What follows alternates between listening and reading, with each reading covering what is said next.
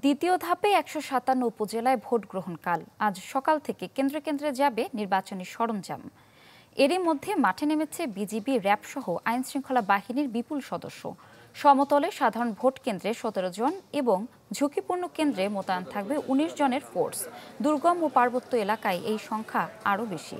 আর নির্বাচনী আচরণবিধি দেখাশোনার জন্য প্রতি ইউনিয়নে থাকবেন একজন করে নির্বাহী ম্যাজিস্ট্রেট। দ্বিতীয় ধাপে ভোটের দিন সংশ্লিষ্ট এলাকায় সাধারণ ছুটি ঘোষণা করেছে সরকার।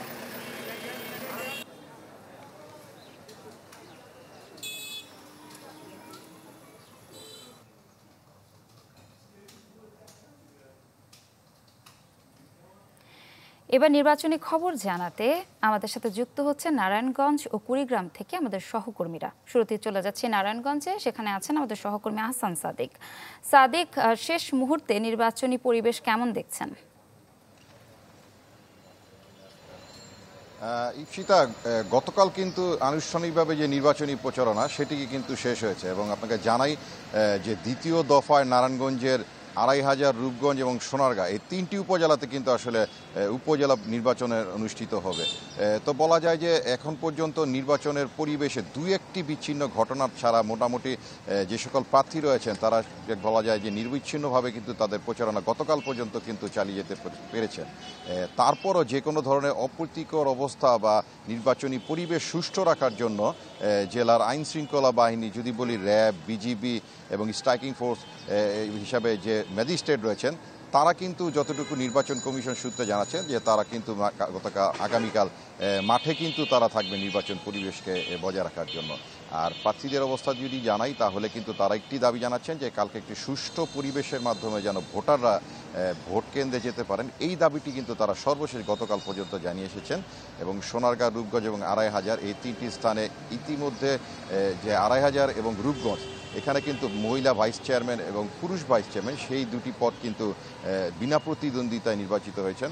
তো সব মিলিয়ে মোট ৮ জন চেয়ারম্যান প্রার্থী আগামীকাল লড়বে নারায়ণগঞ্জের তিনটি উপজেলা এবং প্রতিটি উপজেলাতে কিন্তু ৩.৫ লাখের উপরে কিন্তু ভোটার আগামীকাল তাদের যে নির্বাচিত প্রার্থীকে আসলে তারা নির্বাচিত করবে। তো এই হচ্ছে সর্বশেষ নারায়ণগঞ্জের উপজেলা নির্বাচনের পরিস্থিতি। ধন্যবাদ আপনাকে। এবার কুড়িগ্রাম থেকে যোগ দিচ্ছেন গোলাম মাওলা সিরাজ। সিরাজ, নির্বাচনী শেষ মুহূর্তে নির্বাচনীর পরিবেশ কেমন দেখছেন? ঈশিতা, আগামীকাল দ্বিতীয় ধাপে কুড়িগ্রামের ৩টি উপজেলার ভোট অনুষ্ঠিত হবে। এর মধ্যে হচ্ছে কুড়িগ্রাম সদর উপজেলা, উলিপুর উপজেলা এবং রাজারহাট উপজেলা। এই ৩টি উপজেলায় গতকাল সন্ধ্যা থেকেই কিন্তু প্রচারণা শেষ করেছে প্রার্থীরা।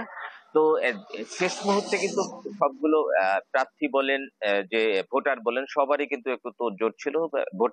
প্রার্থীদের উদ্দেশ্য ছিল যে শেষ মুহূর্তে ভোটারদের সঙ্গে একটু শেষ সাক্ষাৎ করা, একই সাথে ভোটাররাও কিন্তু চেয়েছিল যে প্রার্থীদের সঙ্গে শেষ সাক্ষাৎটা করা যায় কিনা।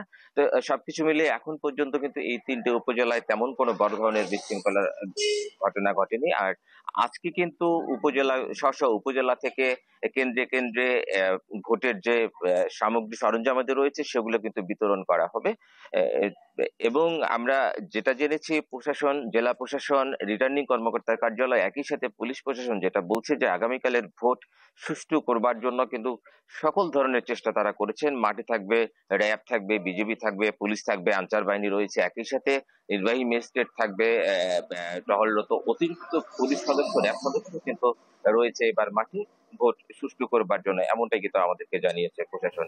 আর একই সাথে কিন্তু তৃতীয় ধাপে আগামী ২৯শে মে ৩টি উপজেলা নির্বাচন আছে এই কুড়িগ্রামের। এই ৩টি উপজেলার প্রার্থীরা কিন্তু এখন পর্যন্ত মাঠে রয়েছেন, তারা প্রচারণা চালাচ্ছেন। সবকিছু মিলে ভোটের যে একটা পরিবেশ সেটা কিন্তু আমরা দেখতে পাচ্ছি এই কুড়িগ্রামের ৬টি উপজেলায়। এর মধ্যে আগামীকাল যে ৩টি উপজেলায় ভোট হবে সেই উপজেলাগুলো কিন্তু প্রচারণা শেষ হয়ে গেছে। এখন কিন্তু ভোটাররা শেষ মুহূর্তের হিসাবটা করছেন যে আসলে কাকে ভোট দিলে তারা উন্নয়ন পাবেন, এই হিসাব করছেন ভোটাররা। ঈশিতা, ধন্যবাদ আপনাকে। দর্শক, নারায়ণগঞ্জ ও কুড়িগ্রাম থেকে সরাসরি যুক্ত ছিলেন আমাদের সহকর্মীরা।